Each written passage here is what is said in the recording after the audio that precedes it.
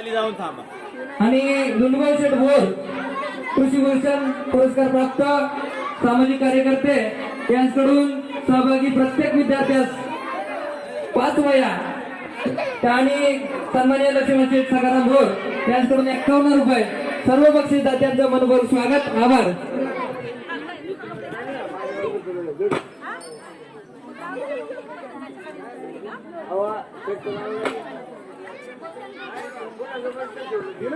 त्याप्रमाणे दुंडगाव शेठ भोर मित्रमंडळ यांच्याकडून झालेल्या दानसाठी 101 रुपयाचं पारितोषिक मनपूर्वक धन्यवाद.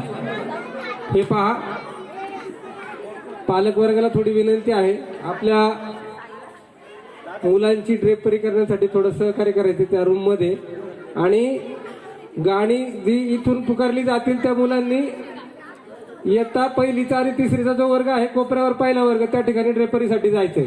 त्याच्यानंतर